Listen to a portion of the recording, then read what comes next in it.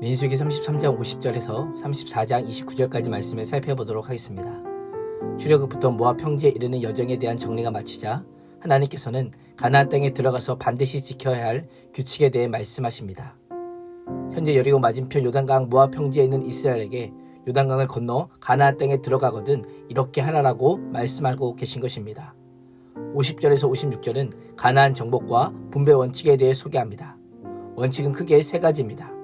먼저 그 땅의 원주민을 다 몰아내야 합니다. 하나님께서 약속하신 땅이지만 이스라엘이 온전히 수용하기 위해서는 가나안 백성들을 모두 내쫓아야만 합니다.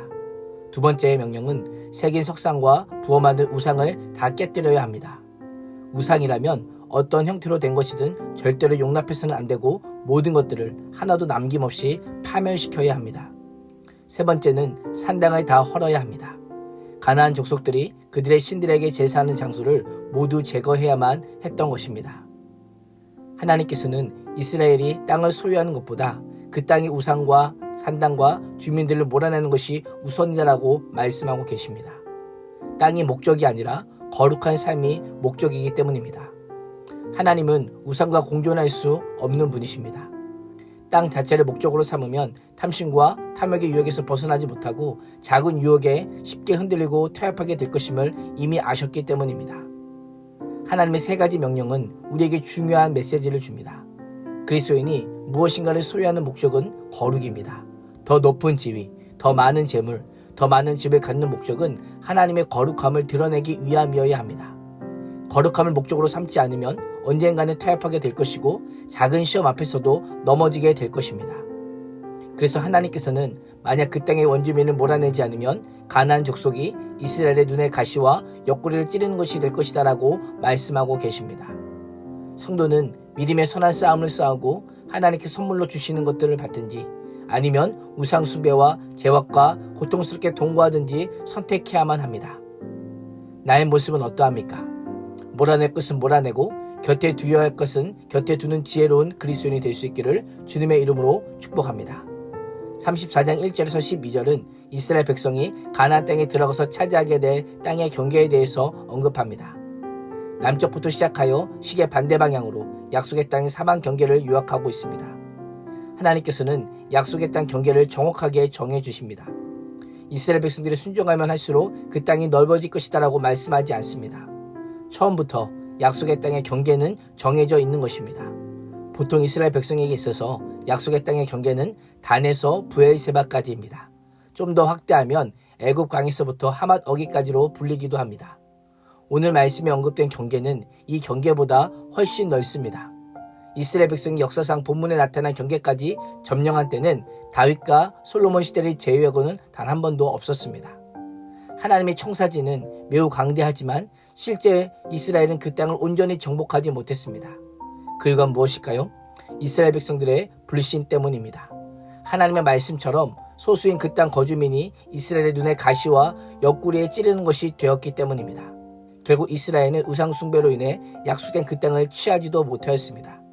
하나님께서는 우리에게 작정하고 땅을 주셔도 믿음으로 그 땅을 차지하지 못하면 얻을 수 없는 것입니다. 아멘으로 순종하지 않으면 차지할 수 없는 것입니다. 13절에서 29절은 땅 분배 원칙과 책임자 임명에 대해서 소개합니다. 가나안 땅은 요단 동편에서 이미 땅을 분배받은 루벤, 갓, 므낫세 반 지파를 제외한 9지파 반을 중심으로 이루어졌습니다. 하나님께서는 제사장 엘르아살과 눈의 아들 여호수아에게 가나안 땅 분배의 책임을 맡기십니다. 땅 분배를 담당하게 되는 지도자와 대표로 택함을 받은 자들의 이름을 보면 출애굽 1세대의 이름은 보이지 않습니다. 새로운 시대, 새로운 사명을 위해 새로운 지도자를 각 지파에서 한 명씩 선택한 것입니다. 민수기에는 족장들의 명단이 3번 등장합니다. 1장에는 인구조사의 감독관으로, 13장에는 12지파 정탐꾼을 소개할 때 등장을 하고 34장에서는 땅의 분배를 감독하는 자들로 등장합니다. 하나님께서는 각 시대마다 다양한 목적을 위해 새로운 일꾼들을 부르시고 사용하고 계십니다. 각 시대마다 하나님의 일들을 하는 자들은 바뀌지만 하나님의 역사는 결코 중단되지 않습니다. 하나님은 하나님의 때에 하나님의 방법으로 하나님의 명령을 따라 새로운 세대를 일으키시고 하나님의 뜻을 성취해 가시는 분이십니다. 수많은 믿음의 선조들이 하나님의 손에 붙들렸고 복음에 충실한 삶을 살면서 복음을 전해주었고 그 전수되었던 그 복음의 결과 오늘 우리에게까지 그 복음이 전해진 것입니다. 하나님께서는 지금도 하나님께 순종하는 사람, 믿음으로 사는 자들을 통해 하나님의 역사의 바통을 넘겨주십니다. 가나안 땅에 경계를 주신 하나님의 말씀과 약속은 결코 모호하거나 애매하지 않습니다. 반드시 성취될 하나님의 살아있는 말씀입니다. 하나님에 대한 불신을 몰아내고 우상숭배 삶에서 벗어나 믿음의 선한 싸움으로 하나님께서 약속하신 유업을 받는 복된 인생이 될 수 있기를 주님의 이름으로 축원합니다. 기도하겠습니다. 하나님, 이스라엘 백성들에게 약속의 땅은 복이요, 선물이요, 도전이요, 유혹인 것을 알게 하심에 감사합니다. 우리 안에 여전히 몰아내지 않은 우상들이 있다면 반드시 몰아내게 해주시고 신앙생활의 거룩한 경계를 지키기 위해 경계할 것이 무엇인지 깨닫게 하사 순종으로 행하게 하여 주시고 약속하신 유업을 믿음으로 받는 자들이 되게 하여 주시옵소서.